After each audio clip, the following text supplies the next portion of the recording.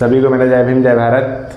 मैं धीरज कुमार आज आपके सामने मैथ क्लास 10th जो कि लेक्चर नंबर कितना लेकर आया हूँ, लेक्चर नंबर 10 लेकर आया हूँ, जो कि पॉलिनोमियल से आपका टॉपिक चल रहा था। इससे पहले वाले आप लोगों ने लेक्चर अच्छी प्रकार से किए होंगे और आपको अच्छे से समझ में भी आए होंगे। इससे पहले वाला टॉपिक क्या था, द्विघात बहुपद था, वो क्लियर हो चुका था, पूरा कंप्लीट हो गया था। उस पर कुछ सवाल थे, हम लोगों ने देख ही लिए थे। उसमें क्या होता था, द्विघात बहुपद में उच्चतम घात 2 रहती थी। अब इसमें क्या है, त्रिघात बहुपद आ गया, यानी कि ट्राइनोमियल्स हम लोग पढ़ने वाले हैं। तो ट्राइनोमियल्स को अच्छे से क्लियर करके फिर यहीं पर हमारा ये चैप्टर समाप्त हो जाता है। फिर इसके आगे आ जाएगा चैप्टर 3 यानी कि लीनियर इक्वेशंस इन 2 वेरिएबल्स। वहाँ से तो क्वेश्चन आपको बोर्ड परीक्षा में लॉन्ग में भी देखने को मिल जाते हैं, 6-6 नंबर या 4-4 नंबर में आपको मोस्टली क्वेश्चन देखने को मिल ही जाते हैं। पेपर में आने ही वहाँ से सवाल, और यहाँ से बहुपद में भी कुछ बहुत ज़्यादा इंपॉर्टेंट सवाल हैं, उसमें भी पूछ लिए जाते हैं। इसीलिए आप लोग बहुपद को भी अच्छे से प्रैक्टिस करेंगे। जितना अच्छे से आप बहुपद कर लेंगे उतना ही अच्छा आपको लीनियर इक्वेशंस इन 2 वेरिएबल्स समझ में आने वाला है। उसमें सवाल आपका आना ही है, फिक्स है पेपर में। तो इसीलिए आप लोग अच्छे से पढ़ते रहिए और अपने जीवन में उतारते रहिए। चलिए हम लोग शुरू करते हैं ट्राइनोमियल्स।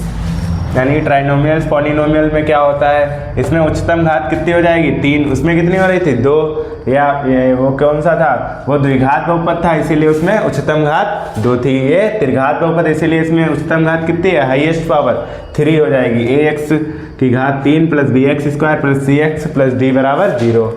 हाईएस्ट पावर यहाँ पर कितनी है, ये व्यापक रूप है ट्राइनोमियल्स का।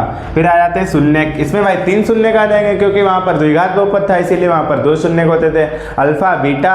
और ये त्रिघात बहुपद, इसीलिए इसमें कितने शून्य हो जाएंगे, 3 शून्य हो जाएंगे। एक हो जाएगा अल्फा, दूसरा बीटा, तीसरा गामा। अल्फा कौन होता है, ये जो ऐसे बना होता है, ये होता है अल्फा का सिंबल, ये होता है बीटा का, यानी कि बी बनाओगे थोड़ा सा नीचे बढ़ा दो, ये बीटा बन जाता है। और गामा क्या होता है, जैसे वाई बनता है सेम वैसे ही गामा बन जाता है। तो ये 3 शून्यक होते हैं हमारे। तो इससे 3 फार्मूले निकल कर आते हैं। एक शून्यकों का योगफल यानी सम ऑफ रूट्स।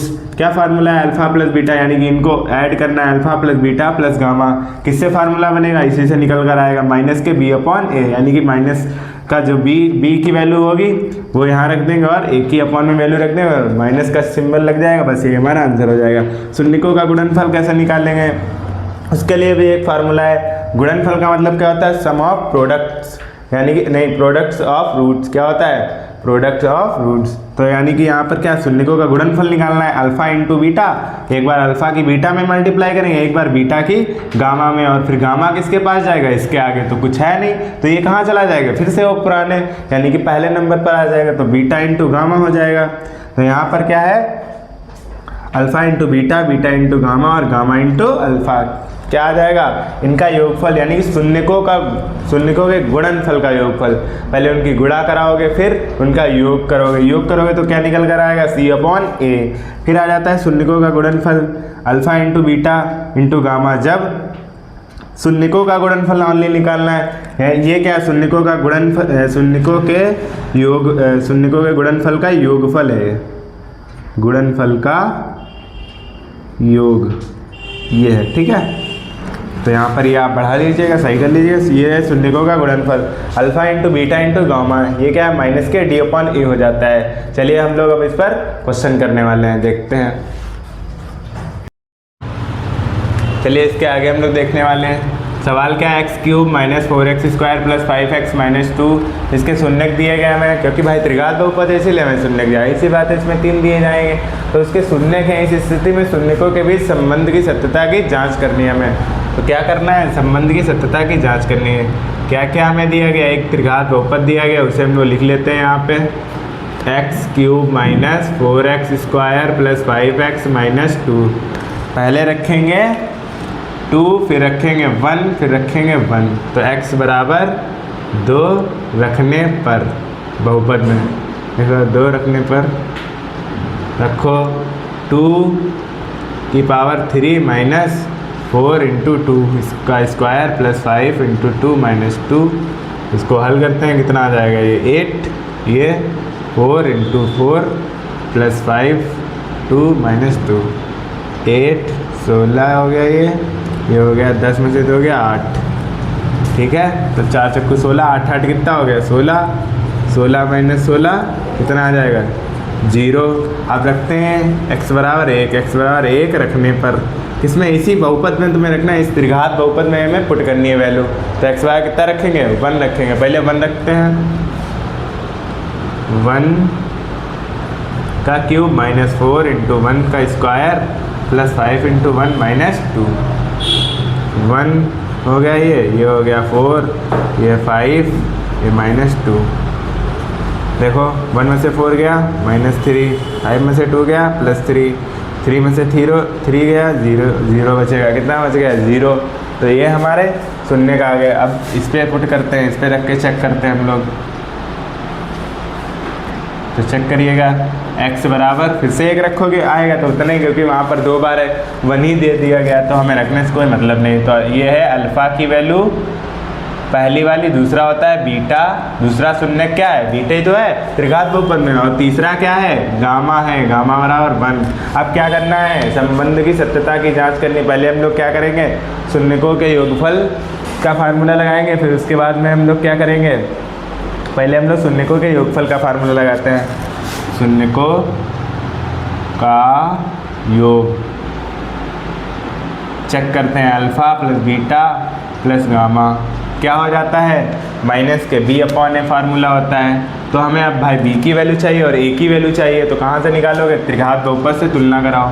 त्रिघात बहुपद का व्यापक रूप क्या होता है, त्रिघात बहुपद का व्यापक रूप के व्यापक रूप से तुलना करने पर a या x plus dx² plus cx, फिर क्या होता है, d होता है, d बराबर 0 से तुलना करने पर, से तुलना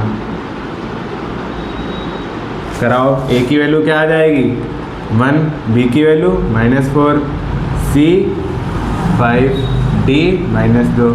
तो रखते हैं अल्फ़ा प्लस बीटा इसमें वैल्यू, तो ये कितना आ जाएगा, माइनस के b/a है, तो क्या आ जाएगा, alpha plus beta plus gamma is equal to minus का b, यानी कि माइनस माइनस प्लस हो गया, ये तो 1 रहा। अब क्या करते हैं, अब रखते हैं हम लोग शून्यकों का योग आ गया। अब शून्यकों का गुणनफल निकालते हैं, कितना आएगा देखते हैं। इनको हम लोग जो जोड़ेंगे, देखो इतना आ रहा है क्या, अल्फ़ा की वैल्यू 2 है, इसकी 1, इसकी 1, ये 4 आ रहा है, कितना आ गया, 2 2 4 आ गया। नीचे समय का मतलब नहीं, नीचे तो 1 लगा ही सकते हो, ये LHS RHS है, LHS is equal to RHS। तीसरे पे चेक करते हैं, क्या क्या निकालेंगे अब हम लोग, शून्यकों का गुणनफल निकालो। शून्यकों का गुणनफल क्या निकालोगे, शून्यकों का गुणनफल निकालिएगा। गुणनफल क्या हो जाएगा, alpha into beta into gamma is equal to c/a या फिर d/a, क्या होता है, d/a हो जाता है। क्या हो जाता है, d/a हो जाता है, क्योंकि अल्फ़ा इंटू बीटा उसमें क्या होता था, c/a, तो यहाँ पर d/a हो जाएगा। अल्फ़ा की वैल्यू रखो 2, यहाँ 1, यहाँ 1, d की वैल्यू -2 है, और 1 की वैल्यू माइनस के d/a फार्मूला होता है ना, माइनस, ठीक है, तो माइनस का d माइनस माइनस प्लस हो जाएगा, और a की वैल्यू 1 ही है, तो 2 बराबर 2, ये भी LHS is equal to RHS आ गया। क्या आ गया, LHS is equal to RHS आ गया भाई। तो हमें यही तो सत्यापित करना था, और अभी एक और निकाल लेते हैं, उसको भी चेक कर लेते हैं, यहीं पे चेक कर ले रहे हैं। शून्यकों के गुणनफल का योगफल, शून्यकों के गुणनफल का योगफल, गुणनफल का योग क्या हो जाएगा, formula alpha into beta plus beta into gamma और गामा इंटू अल्फ़ा। क्या हो जाता है फार्मूला इसका फार्मूला हो जाता है c/a। क्या हो जाता है, c/a। Alpha into beta, alpha की वैल्यू क्या है, 2 है, बीटा की 1 है, बीटा 1, गामा 1, गामा 1 और अल्फ़ा 2। c की वैल्यू क्या है, 5, 2, 1, 2, 5, 5, RHS बराबर LHS, या LHS बराबर RHS कुछ भी लिख सकते हो, उससे कोई फर्क नहीं पड़ता है। तो यह हमारा त्रिघात बहुपद है। इन सभी कंडीशनों में हमें क्या करना था, सत्यापित करना था, ये हमें 3 शून्य दिए गए थे, तो हमें क्या करना था, पहले इस पर चेक करना है कि ये त्रिघात बहुपद है या नहीं है। अगर होगा तो 0 आएगी वैल्यू, पहले इस पर चेक करते। 2 रखा हमने तो कितना आ गया, 0 आ गया। फिर 1 रखा तो 0 आ गया, फिर से 1 है। 1 दोबारा रखने की कोई आवश्यकता नहीं, क्योंकि वही सेम नंबर है। हम लोग क्या करेंगे, अब सत्यापित करना था तो शून्यकों का योग निकाला, उसका फार्मूला होता है alpha plus beta plus gamma is equal to minus के बी अपॉन ए। व्यापक रूप से तुलना करा दी, बी की वैल्यू, ए की वैल्यू, सी की वैल्यू, डी की वैल्यू पता चल गई। अच्छा, ए और बी की वैल्यू कैसे निकालते हैं, जो एक्स की घात 3 होती है उसके गुणे में जो लिखा हो वो ए की वैल्यू हो जाती है, तो यहाँ पर कुछ नहीं तो 1 हो जाएगा। और यहाँ बी एक्स स्क्वायर यानी कि जो एक्स स्क्वायर के गुणांक में लिखा है वो बी की वैल्यू हो जाती है, तो यहाँ पर कुछ नहीं है 4 है। कितना है, 4 है। और यहाँ पर x के गुणांक में जो लिखा हो सी की वैल्यू, x के गुणांक में क्या है 5 है, और बचा हुआ d हो जाता है। तो हमने ए बी सी डी की वैल्यू निकाल ली, फार्मूला बनाया alpha plus beta plus gamma, क्या हो जाता है माइनस के बी अपॉन ए। माइनस का है तो माइनस माइनस प्लस हो जाएगा, बटे में एक इधर रखेंगे, अल्फा बीटा गामा की वैल्यू सबको जोड़ दिया, 4 बराबर 4 आ गया, यानी कि LHS बराबर RHS आ गया। आप शून्य को गुणनफल करेंगे तो alpha into beta into gamma क्या हो जाता है, माइनस के डी अपॉन ए हो जाता है। इसकी वैल्यू रखेंगे अल्फ़ा की वैल्यू कितनी है 2 है, और बीटा 1 है, गामा 1 है, इनके मल्टीप्लाई कराओगे 2 ही आएगा।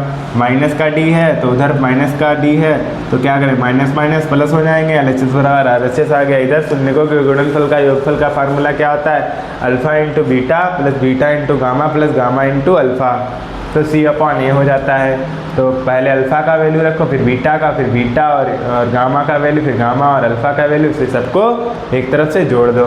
जोड़ दिया तो कितना आया 5 आ गया, इसको जोड़ा 5 आ गया, LHS आ गया। तो आप लोगों को ये सवाल अच्छे से समझ में भी आया होगा, तो आप लोग इसका स्क्रीनशॉट ले सकते हैं यहाँ पे।